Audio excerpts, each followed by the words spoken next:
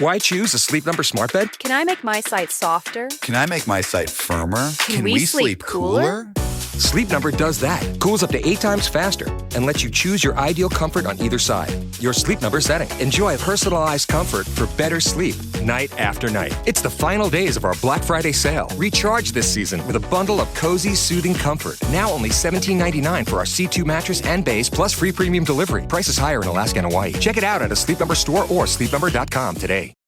We all know those GLP-1 injections work wonders, but that price tag almost gave me a heart attack when my insurance denied coverage. I was staring at a choice between paying my mortgage or paying for weight loss. Talk about a rock and a hard place. Then I found Elevate Health compounded semaglutide at just $58 with payment plans that don't require a second mortgage. Same medication, same results, but a price that real folks can actually afford. Visit joinelevate.com today. That's JOINELEVATE.com. Your wallet will be as happy as your waistline. This medication is not FDA approved.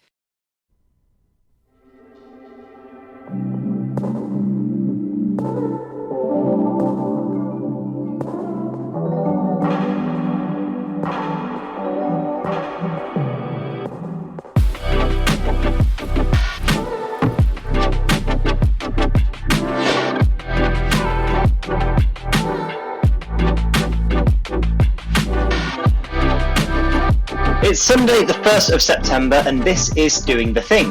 I'm Nathan Eckersley, and I'm here with Wizard Radio Station's Myles McCaulskey. Hey. And Faye OJ. Hey. To talk about everything happening in our world this week. How are you both doing, Myles? Yeah, not too bad. Just enjoying the fact that it is now the end of summer. We're now hitting into autumn. Yeah, absolutely. It feels a bit like this. We've not had much for summer. I don't know about you. I'm based in the north. It's had lots of rain, lots of cloud, but no, there's been lots going on this summer. What about you, Faye? How are you doing? Yeah, I guess summer has been a bit up and down. I've been good recently. I was at the big half today, not running, just supporting some friends from the sidelines, but it was really good vibes. So yeah, fantastic, amazing. Well, if you are listening live on Wizard Radio Station, where we do the thing live every Sunday from 8 p.m. UK time, then you can get involved by tweeting us or DMing us on Twitter and Instagram using the handle @WizRadio. You can text us at no extra cost, only standard network rates apply, at 07807 183 538. Email us station@wizardradio.com, and all of our contact details can be found on the website at www.wizardradio.com. Now, this week has been a pretty big week for a wide variety of reasons, but perhaps a bit more towards my neck of the woods, there's been a bit of music news. And that is, of course, the return of the iconic 90s Britpop band Oasis.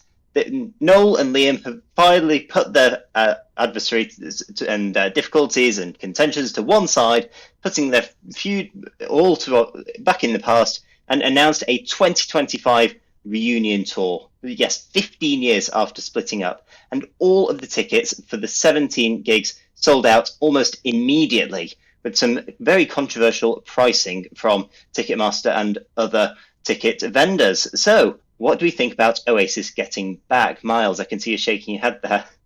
Do you know what? It's been everywhere.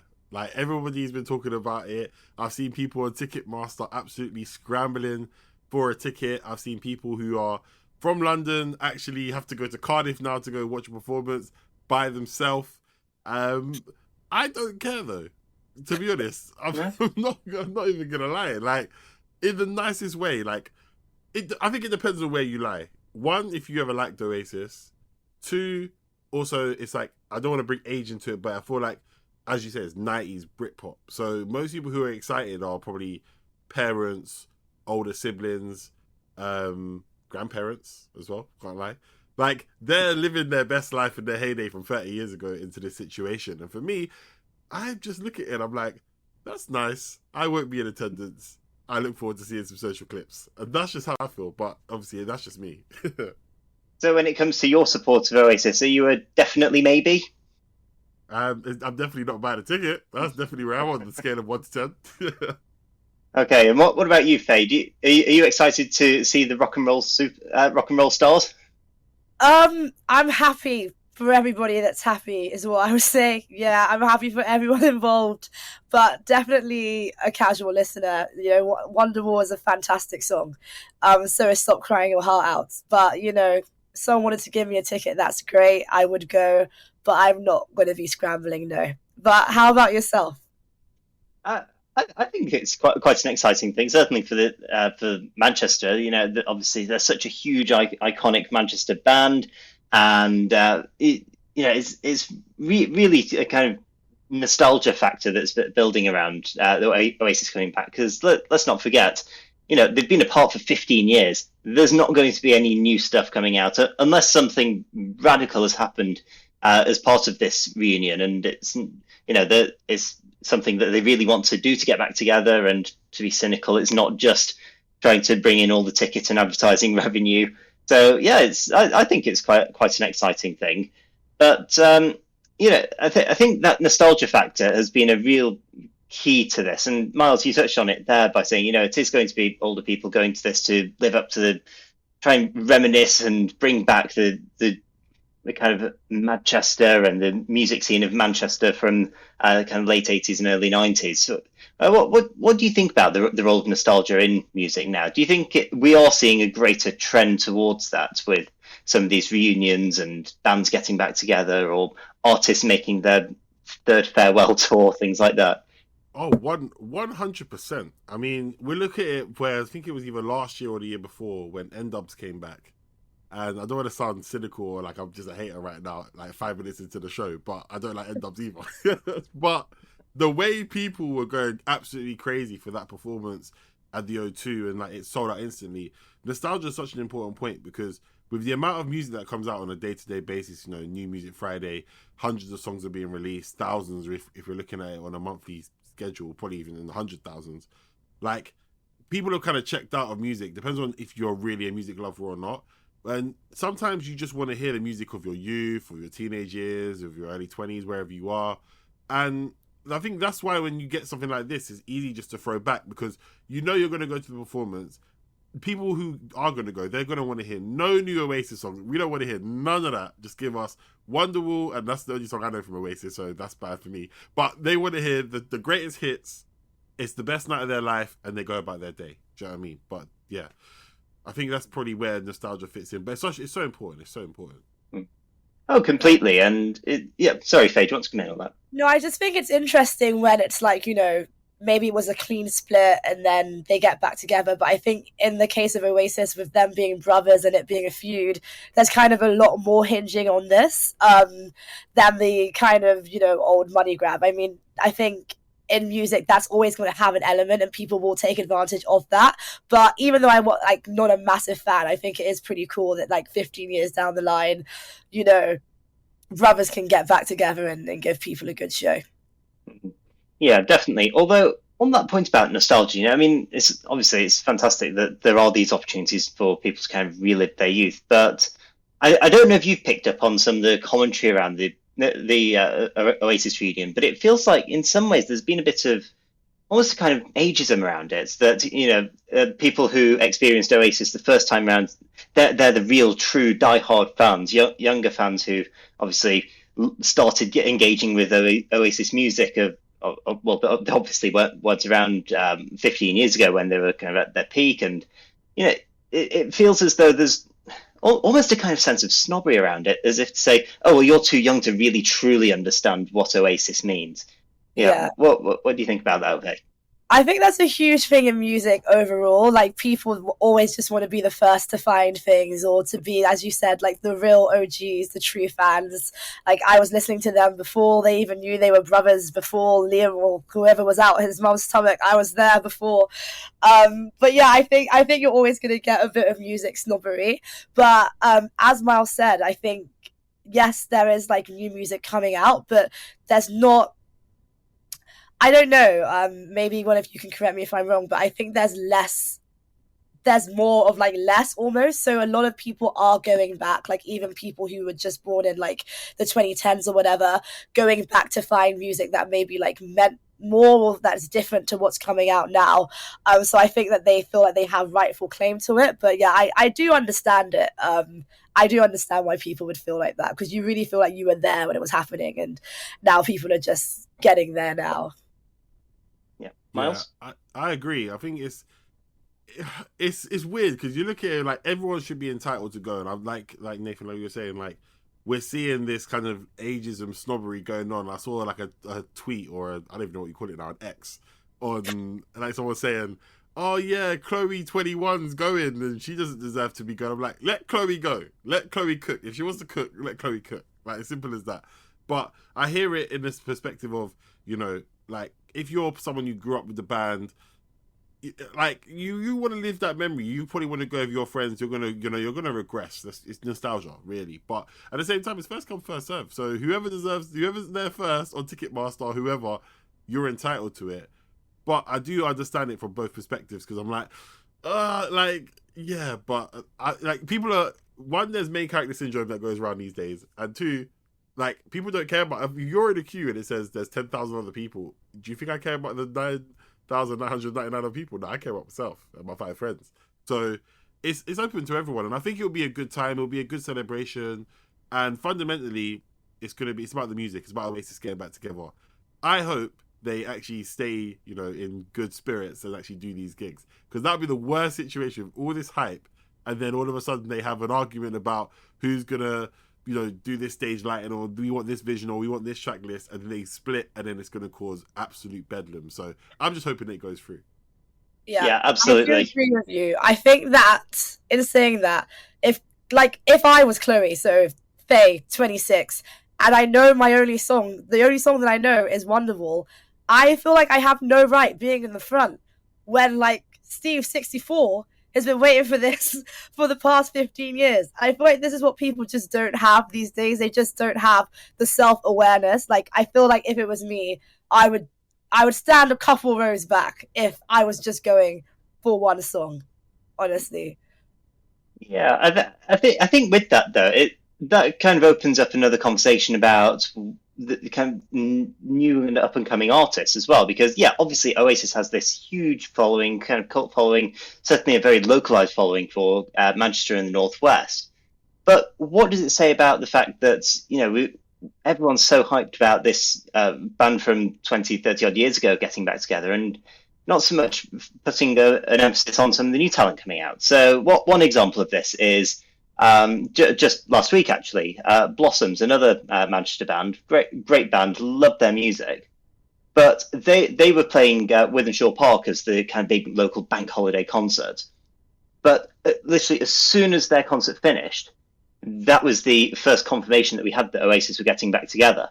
It's like a new Manchester band saying the old guard are coming back, and so I suppose in some ways it kind of takes the emphasis away from Blossoms, this new and up-and-coming band, and puts the spotlight back on Oasis. Do you think we do run the risk when these things happen that we actually just ignore the new bands, the new emerging artists, and you know we're actually more bothered about that kind of nostalgia factor? Yeah, but Myles, do you want to come in on that? Yeah, cool. I think it's tough, because I hear you. Blossoms, they deserve to shine. They deserve their spotlight. But there's a cycle and there's a process. And with the most successful musicians, it's all about, do you have hits? Are you familiar? What's your outreach? And how far wide can you go? Are you just a Manchester group? Are you a Northern group? Are you Northern in the Midlands? Are you hitting the whole of the UK? Like, and that's the thing. Oasis are global. So they're always going to, you know, outright overstage any smaller group. There's only certain people that eventually rise up and become that. So in the last 10 years or 15, you've got what? Ed Sheeran went from being a random guy with a guitar busking to now, if he was to retire and come back in 10 years time, people are probably going to go crazy.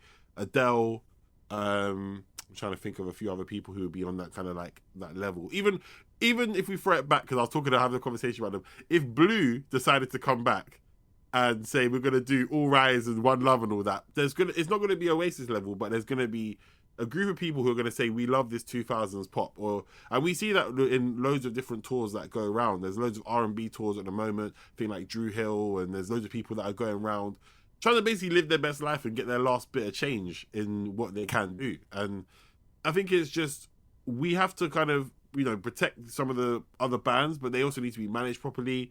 They need the right promotion, they need the right exposure. And in the music industry, it's difficult. Sometimes you're going to get that. Other times you're going to fall by the wayside. And that might not be because you're not talented. It might just be you don't have the right team around you. Yeah. But I think how you can kind of capitalize on that is, for example, if Oasis wanted to have an opening act, then like Blossoms couldn't, be that. So I think we do see that with artists like Taylor Swift, who completely, sold out and have this crazy fan following that I won't get into, but she put on like loads of different pop artists. So I think that's kind of how you can make it better, because you're never going to get the same buzz for Oasis and Blossom. Like you're just not. So maybe that opens up the argument that actually yes, obviously these bands getting together, obviously they're dominating the headlines, but maybe there should be a greater emphasis on actually bringing these new and emerging individual artists or bands and actually have them as the supporting acts as well. I mean, it's kind of the going theory that when Oasis played I think it's 5 nights at Heaton Park in Manchester, the Blossoms are going to be the supporting act. But maybe, yes, Blossoms are kind of nearly there, but what about a couple of other local bands? Similarly, when they play Cardiff, get another local and emerging band, London, Scotland, Dublin, wherever it is. Do you think there needs to be more of a responsibility for these bigger artists to actually champion the kind of new bands and artists coming through? Myles? Yeah, or Faye, go on. Yeah. I don't know if I would go as far as saying like responsibility, but I think that like if an emerging band has, created enough buzz and, they're building their own fan base and these artists actually really do vibe with the music, like it's not just kind of like a charity act, then that works. But I think if it's forced, it kind of becomes another conversation. Like I don't think they owe any local artists that opportunity, but I think they should definitely be open in exploring that, because I think that it will be a great opportunity for them. But Oasis didn't just pop out of nowhere, and I think that you do have to kind of work, unfortunately. Yeah, 100%. I agree, because it's like the Oasis, the 90s, 2000s artists up until probably like 2015, you had to really grind to become a star. Whereas now you can put something out, it will go TikTok famous, you'll be hot between now and December, and after that it'll be like, who? Come January. So I think it's like they can have a responsibility if they want to take that on, but it's like the same. It's like a discussion which is slightly different about being a role model. Unless you're going around telling everybody that you're a role model, like why are you ordaining me a role model? I never said I was one. So it's a similar thing. It's like if they choose to want to just gatekeep and just keep it very small and simple, have one support act who they believe in, that's fine. I think that's perfectly fine. Or if they want to do something regional, or like Nathan, like you're saying about, one in Cardiff, one in Dublin, something like that, they can do that if they believe in enough artists too. But I think they also have a reputation and a standard they want to keep for themselves. I feel like they probably don't want to just put someone on for the sake of them being from an area and then they're not good enough, or they fall off in 2 or 3 years.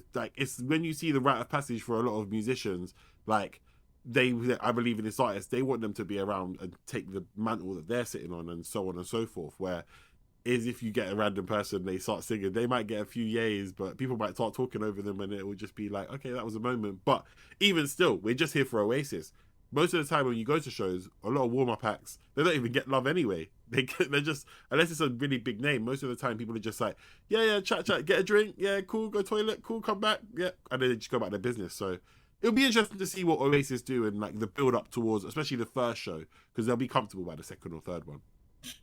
Yeah, absolutely. Well, I'm sure we could discuss this for the whole hour, but we are going to have to go to a quick break. But when we come back, we will be talking about X, formerly known as Twitter, being banned in Brazil. So you won't want to miss it. We'll be back just after this. Welcome back to Doing the Thing. Of course, we just had a very interesting conversation about Oasis. And if we'll be buying tickets or not, I think the general consensus was only 1 out of 3 of us, if we could buy tickets, could buy buy a ticket. So that's Nathan. So yeah, I think for now we'll just have to watch from the sidelines and see it and view it on social media, which is our next topic of discussion. I tried to do a little segue there. Hopefully it worked. If not, oh well. But let's talk about Brazil, because they have actually banned X, which is formerly known as Twitter, in a row over dozens of accounts spreading disinformation. The app is said to be used by possibly 10% of the nation's 200 million inhabitants. So with my quick maths, I believe that's 2 million. Am I correct? I think so. Yep, I think so. It's been a while since I did maths. It's mad. Is this going to be a good thing? Is this going to be something that is going to be rolled out in other countries? Obviously, of course, there was a whole big scandal and situation with X and Southport a couple of weeks ago, and spreading of disinformation in news as well. So is this something that's going to be rolled out across the world? Nathan, I'll let you take away, because I believe you use it more than everyone else here.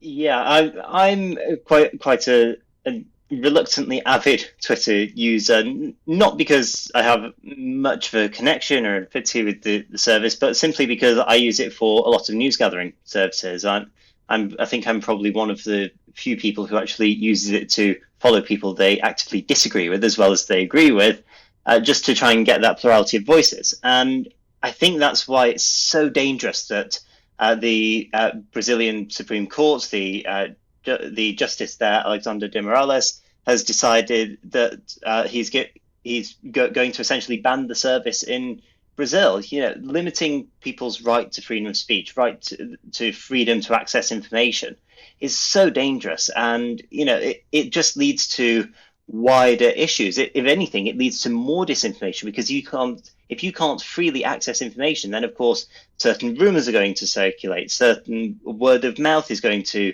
get distributed, and all of a sudden you find yourself in a position where if you can't access news sources, then how can you trust what you're being told by, say, the mainstream broadcasters as well? If you can't get that mixture of, yes, the mainstream media, but also the kind of freer, more independent, opinionated media as well. I mean, we're all seeing different opinions and voices being kind of thrown at us, but at some point we're going to find something that we particularly resonate with, something we particularly disagree with. That's how we kind of find that common ground. That's how we get our free discussions and debate on the biggest issues that we face. And to lose that is incredibly dangerous in my view. Yeah, I would agree with you to an extent, though. I think, to give X its credit, something it's done really well is kind of that misinformation buster. So even if you see a meme where it's I don't know, it looks like someone's doing something, not even just for political news, they'll be like, this actually wasn't the case, or this actually happened in 2000, this is not Taylor Swift, why am I talking about Taylor Swift so much? But this is not her, in a supermarket in 2020. This is her in 2014, before this. And so I think that is something that it's done really well. But in saying that, I just don't think that Twitter is a valid news source. I feel like, in my opinion, I kind of just go on it for memes. I go on it to have a laugh. I go on it when Love Island is on. That's kind of when I'm most avid on Twitter. And then I take my 12-month or 10-month hiatus. I think that what you're saying about free speech and stuff like that is so important, but if there's so much disinformation nested between that, it kind of does, ask the question, what really is the point? In saying that, again, I just don't think banning is going to solve whatever problem that they think there is. I think there's just way too many sources out there, as you said. There's TikTok, there's Facebook, there's so many things. Do they plan on banning all social media because of disinformation? Because you can't ban disinformation. People have been talking BS since the beginning of time. So it's the problem isn't Twitter, and I think they know that. Yeah, I think I agree. It's just the whole separate conversation about, is free speech or freedom of speech actually even real? Is that a concept? Because sometimes we're told that certain viewpoints or opinions, whether we agree with them or disagree with them, are wrong and you shouldn't talk about them. So that's the whole side point. We can leave that for a side at the moment. But I believe with Twitter X, it served its purpose quite well. I mean, obviously in the UK we just had transfer deadline day, And I was on it for that purpose, looking at who's Arsenal going to sign. And you can find out the best information probably on Twitter before it actually comes out on reputable sources, but then you take that as it comes, because like you're both saying, there's going to be information that's wrong on there and you're going to run with that. And that's the thing, it's about fact checking, it's about, you know, making sure your sources are accurate before you go and post. But we all know that we're in a situation where, well, at least for myself, at least I believe that social media, we're so used to just reading the headline, we don't read the article anymore. So, or we might skim that and just look for bullet points and just look for the quickest way and just generally create a consensus of, okay, this is what's happened off the back of maybe like, I don't know, 180 characters. So it's definitely a situation where I can understand why they banned it, just because they don't want to see, you know, wrong information spread across a country which is like it's a growing, economically developing country. I can't remember what it is, a LED or G. That old geography saying, I can't remember it now, but because it hasn't got, not everybody's got access to it. I think if it was a half the country had access, it'd be different. But they know that if you've only got like 10% of a country actually using it, and it'd be good to see stats about, you know, the UK and America and everyone else. But that's basically, you're looking at probably more of the elite who have got internet in their house in Brazil, who are spreading the information around. So by getting rid of it, you've leveled the playing field again. I don't know. That's just what I'm thinking, but. Nathan, again, I'll turn to you.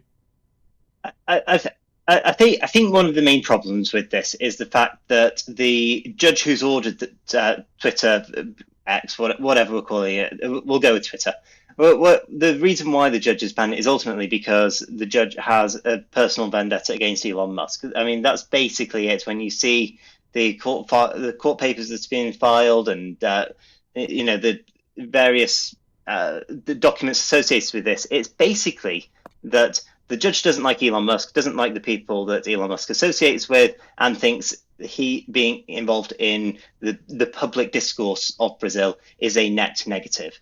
Now, whatever you think of Elon Musk, whether you agree or disagree with him, personal grievances should not come in the way of freedom of speech. And, you know, I'm reminded of the French philosopher Voltaire, who said, "I detest what you say, but I will defend to the death your right to say it."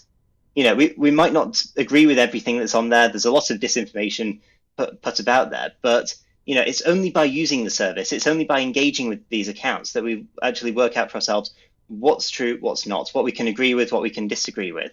And I think that in particular gets to the heart of why this is so bad. I mean, if we take transfer deadline day as an example, who are you going to believe? A Man United Red Devil 2468 or Fabrizio Romano? You know, when fan accounts or actual news sources. You know, sometimes the two can be conflated. Sometimes the official news sources get it wrong. That's journalism. That's just a part of the process. But at the same time, sometimes a fan account can stumble on something absolutely true, and then that leads to a story. So there's a place for most voices when it comes to social media, but to just ban it outright, in my view, is just profoundly wrong. Yeah, I agree. And I'd also say to Myles' point about it being the elite, often actually, like, I mean, I'm Nigerian and I go to Lagos quite a bit, and you'll be surprised at who has access to the internet. Like, someone, you know, I feel like a lot of people actually do. And so it actually that might be their only source of information. And at least, like, the elite, as you say, may have access to TV news and other publications, whereas like some people who are of a lower economic status, that's what they use to kind of exercise their freedom of speech. So that's what they use to engage. And so as you're shutting that 10% out, it actually is a lot more damaging. And obviously, like, even if that wasn't the case, it being done on a personal vendetta, but affecting 10% of your country is obviously just not right. So yeah, 100%. It's a very, very big high percentage of people that are now going to be excluded, and we'll see what happens. I mean, we'll see if there will be a backlash from it. It's still very new, but I mean, we're looking at the age now of, you know, social media anyway, and we're looking at Twitter being at least about over 10 years old. Instagram is the same. Do you think that these apps are going to be around for the long haul, or if they're just temporarily popular? Do you know what I mean? Do you think there's going to be something else that's going to come in and, you know, become the main thing? Are we moving towards VR news eventually in the next 5-10 years with Apple Vision Pro being out there? where do you think we're going with social media and apps in general? Faye, I'll come to you first. It's interesting because, like, I never thought I would get bored of Instagram. Like, I have spent a lot of time on it in my life.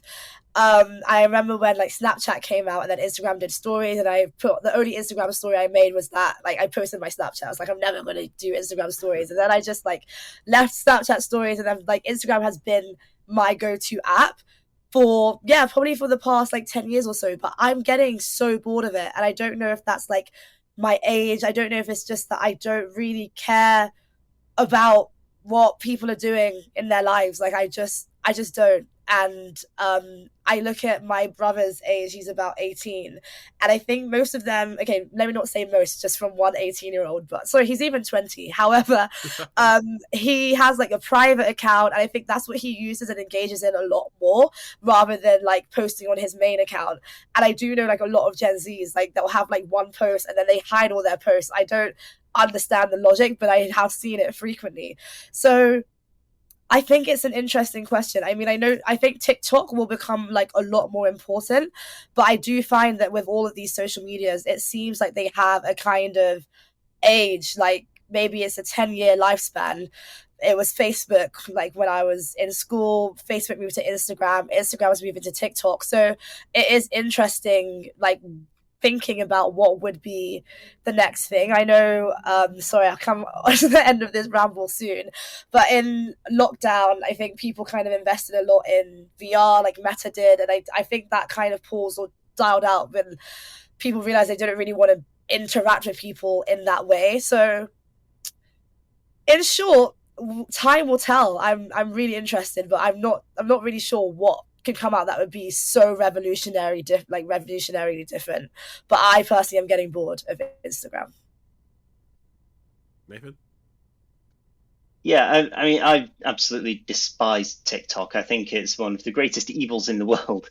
And especially with, I have very, very strong feelings about the ownership of TikTok, the broader umbrella company, the fact that, there's such close links to the Chinese Communist Party. There's all sorts of human rights issues that come with that, and rights to privacy and where that data is being processed. And I just one other thing on TikTok's ownership is the fact that TikTok itself is banned in China. There's a more sanitized version called Douyin that's in China as well. So it makes you wonder, if TikTok's banned in the country where the umbrella group is based, then why are we allowed it? But again, putting that to one side, I think you've touched on something interesting there, Faye, about the longevity of these social media apps, because they do seem to come in these fads. Like everything was Facebook, then it all moved towards Instagram because you'd gone from text to image, and now you're going image to video with the rise of TikTok, and others are trying to compete with that, like with sort of Instagram stories and reels, things like that. And I think they can be sort of fads, but I think to bring the conversation back to Twitter, what's interesting is that, yes, it's in a bit of a rocky place at the moment under Elon Musk's leadership, but it's always remained a kind of constant. There's still people who joined in 2006, 2007, whenever it started, and they're still consistent posters. And yet there's people who were big on Facebook, abandoned it, big on Instagram, abandoned it, and people moving to TikTok now. And so, but yeah, you've still got this constant strand that there's always something that brings you back to Twitter. I can't put my finger on what it is. Maybe it's just because some of the outrageous things that people post and some of the quality memes on there. I don't know, but I think it is interesting how things have developed. But again, on your points about VR, I agree. I think it is just a fad. I think people liked the novelty of it during lockdown, especially when everyone's at home. But certainly now that the Apple Vision Pro's out, and that's kind of like the creme de la creme, very top of the range of it, I just don't see it taking off. Yeah, I mean, it's going to be interesting to see, because even with something like Instagram, Threads, been out for a couple of years now.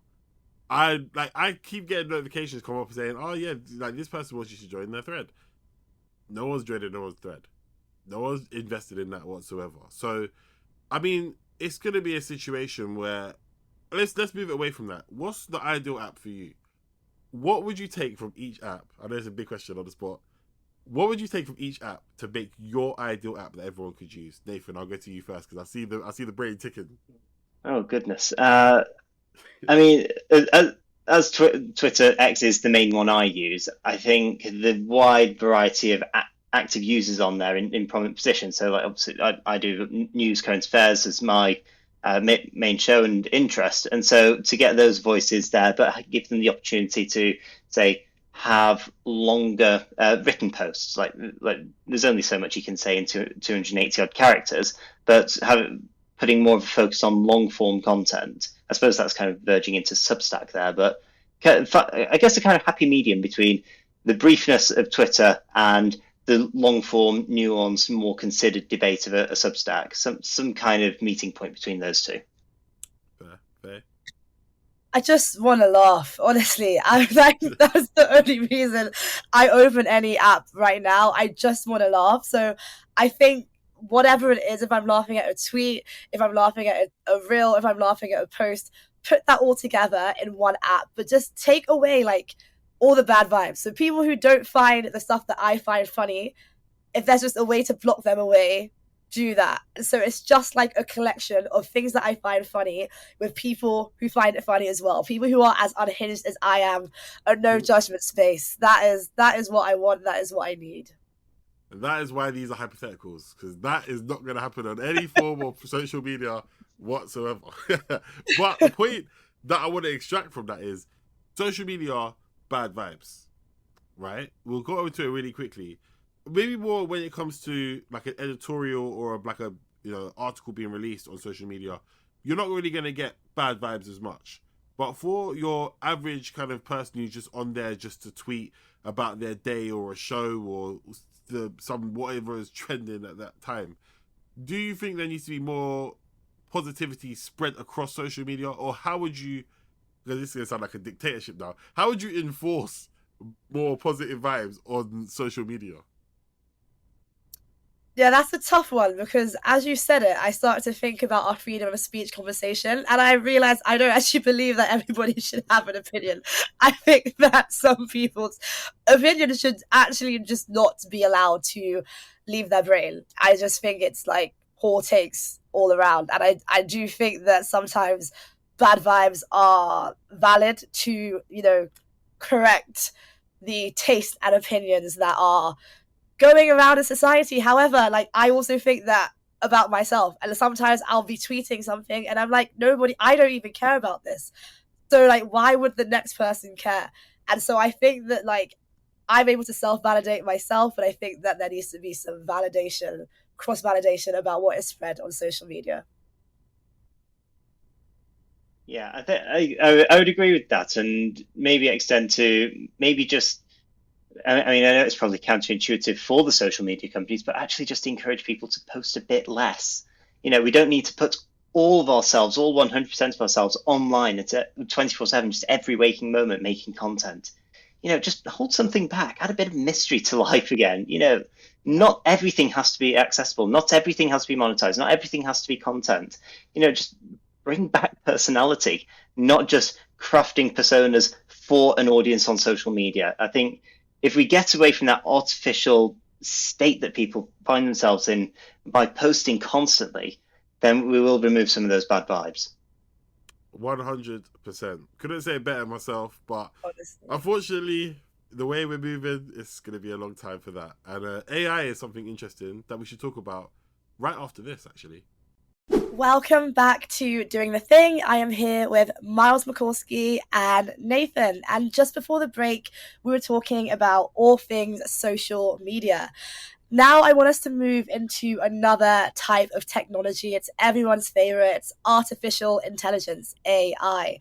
So I think that often when AI comes up, it's like whether it's taking all our jobs. And most recently, Klarna have actually cut down their marketing and customer services task force from 5K to 3.8K due to the rise of AI. And they're looking to cut it down further. So before we go into the AI conversation, do you guys use Klarna, or are you responsible with your money? I'm responsible. I'm not gonna lie. I could officially say I'm booking a trip at the same time as talking to you guys right now. So I'm being responsible and efficient, and it's working out so far. Great. Yeah, I have. Nathan? I've never used Klarna in my life. Like Miles, I like to think I'm responsible with my money. Barring one or two questionable purchases, but I like to think I'm relatively responsible. But I learned very recently actually, and it really blew my mind. You can actually put a McDonald's order on Klarna. What? Yeah, I know. I was just as surprised as you were. I'm not sure why you'd feel the need to buy now and pay later for your Big Mac, but whatever floats your boat, I guess. Yes, You got- Klarna love me is what I will say. I do use Klarna. I might have to block the app though. I think what I loved about Klarna initially is this try before you buy thing, because I am always on ASOS, and sometimes I just think like £500 potentially, hypothetically, leave in my account at once, but I don't actually know what I'm getting. I don't know if it's gonna like look nice, and then I have to like return it and wait for that money to come back. So I think the actual try before you buy aspect was what led me to Klarna initially, and then yeah, I haven't gone as far as like McDonald's, but I have done a delivery order on Klarna because I just didn't want to pay £30 in 1 month. I just did not at that point. Can't lie. If you're doing McDonald's delivery, is the same thing. Like you might go something else. You might not have a Big Mac, but it's still delivery on there. All right, well, judge me all you want, but yeah, I've never missed the Klarna payment though. But yeah, definitely, I cannot say I have not used the app. And in terms of AI, what are your opinions? I'm like very, very biased, so I want to throw it out to you guys first before I share mine. I'm kind of I'm a bit of a mix on AI. Like I can see why people have so many fears about it, and particularly in the case of Klarna, where it is just actively taking people's jobs. That is a very serious risk, and obviously something that does need to be considered. And I think almost every industry now needs to kind of look at a way of future-proofing itself if it wants to actually justify its place in 10, 20, 30 years' time, especially as AI is only ever getting smarter. I think one of the most simple but striking things I ever read about AI was the fact that right now it's the most stupid AI will ever be. It's only going to increase in its intelligence and its capabilities. But that said, it can be a fantastic tool. Like, for example, if you're a writer, you're constantly writing things for websites and news articles and things like that, it's a great proofreader. It's great to say, well, maybe you could rephrase this differently. Maybe this word would be better than that word. So from that perspective. But I think actually in marketing as well, because I know it's marketing where Klarna have done the job cuts, it can actually improve your systems as well. So I did read one example just this week actually of at the University of Antwerp, where for their incoming students, they had the kind of president of the university record one video, which was, congratulations, insert name here. You're going to be joining us on your insert course title here. You're going to be joining a group of how many students, and I hope you have a great time living in insert name and halls of residence here. Now, for incoming students there, if the president of the university had done that, say, not even maybe 2 years ago, that would have been a day, possibly two, of filming, and the person would have just been absolutely fed up to the back teeth of it. But now that's a 5-minute job. AI means you can automate the entire process. Everyone gets a personalized video from the head of the university. To me, that is just such a smart use of the technology and a way to actually build engagement and affinity with the institution. So there's absolutely risks to it. Of course there are, and many major issues and ethical concerns. But at the same time, we shouldn't ignore the immense benefits as well that can be brought with it also. 100%. I mean, I look at it and I'm a bit like, I would want a personalized message from the dean of the University of Antwerp. And I feel like it might take away a bit of what AI is, it's not real. It's going to take away a bit of the emotion. It's going to take away a bit of the personalized sentiment that you've got. Sometimes I feel like a couple of years ago, if you ever need to go on customer service and you call, like press 5, press 6, then you end up pressing a whole bunch of numbers and you haven't spoken to anybody and your query and your problem hasn't been solved. And you're there like, who do I turn to? And that's maybe the downside of it. But also, like what Nathan, you're saying, is like, AI is only going to get better. And I think different things, I know we've kind of gone away from Klarna already automatically, but something like a deep fake is something that's quite it looks amazing when it's used in the right way, but it's also bad when it's used in a heinous way, if we're being real. And it's going to be a problem where we're going to see a lot of these things kind of come through and come out, and people are going to say, is that real? It looks so good, we don't know. And that is going to be something problematic. But I mean, if we're talking about as a business owner, it makes sense to use AI. It's the perfect tool. It's the perfect instrument to be efficient and save money. You might download this one subscription service for the AI. A lot of them are free already anyway. And you are set. You can do everything you want without having to hire people, have to worry about, do you need to take a lunch break? No, AI is not taking their lunch break. It's AI. So in those senses, it makes it an essential item to use. Whereas, having loads of humans, you're obviously helping boost the economy. And that's a difference. So, yeah, checks and balances, really. Yeah, I think it's interesting. So yeah, why I said is I was biased is because I work with AI. So my job is to help companies use AI to make their things better. So a use case I might work on is like a chatbot, as Myles said, for like an online company. And so when you're actually trying to get it to work and your job is to get it to work and it's not working, I think when people come and say, it's scary and it's taking our jobs, it's just very hard for me to like take it as a whole seriously, because I'm like, as you said, this is the worst it's going to get. There's still so far that it has to get, that it needs humans to do. So if anything, I think what it does is push the human brain. So when I was going to uni, I don't even think anyone would have thought about getting the vice chancellor at the time to film a video to every student. So like, it's not like we're saying someone's filming a video to every student and right now that person doesn't have to do it. What you're doing is creating more opportunities. So I think it pushes people to be more creative. And earlier on, we spoke about fake information, right? And looking at information and saying, is this real? Is this fake? Again, you're just like expanding what you're considering as real as fake. It's not information at this point. It's like a video or it's a song, you know what I mean? So I think, in my opinion, at this point, what it does is push the human brain, and I just think that its output is only as good as the input. And to get really good quality input into AI, into technology, you need really good quality human beings. So that point about replacement, I mean, I know Klarna literally is cutting down its task force, but I think eventually they're going to hire these people back just into very different roles. And so I think people just need to essentially retrain and use it to their benefit. So just on that point, though, about kind of making better use of the human brain, I suppose the flip side of that is that in some ways it could actually encourage something of a laziness in people. I mean, one of the big issues in academia at the moment is students plagiarizing essays. And again, going back to the university context, I believe it was the University of Bolton where the first British case of university plagiarism was found. And the only reason it was found is because the academic who was reading this essay happens to be one of the 1 in a million who reads the citations at the end of the essay. And it was only when going through the citations that one of them was completely false. The author was a real person in that field, but the book cited was never written, never existed.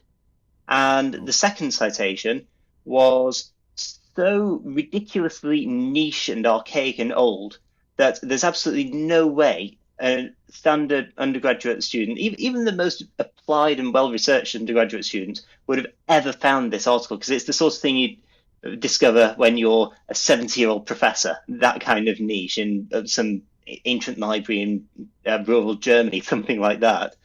So in that case, yeah, there was obviously clear plagiarism and it was caught and I would have assumed punished. But I do think that whilst I fully accept your point, Faye, about it being able to maximize the human brain, it can also dull it to a large extent.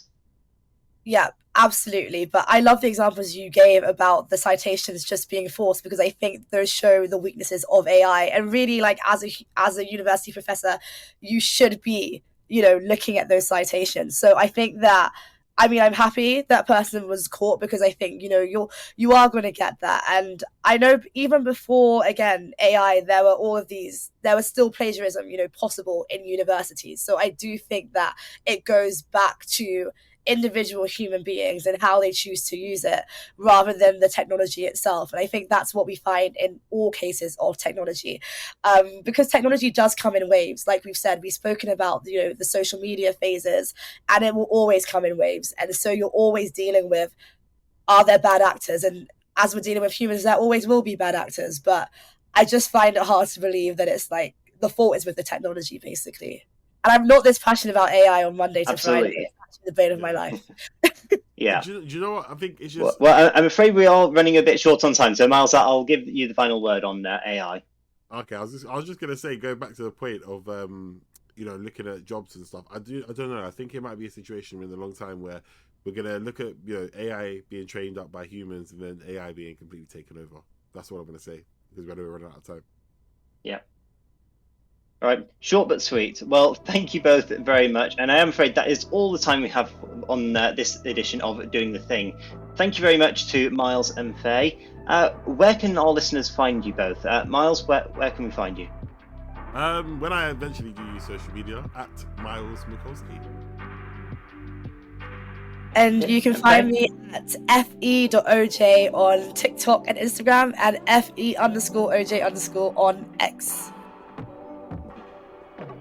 And I'm at Nat_Eck on X, Twitter, whatever we're calling it this week. So remember to catch new episodes of Doing the Thing live on Wizard Radio Station every Sunday from 8 p.m. UK time and on all podcast platforms from Monday morning. But until then, we'll see you next week. Goodbye.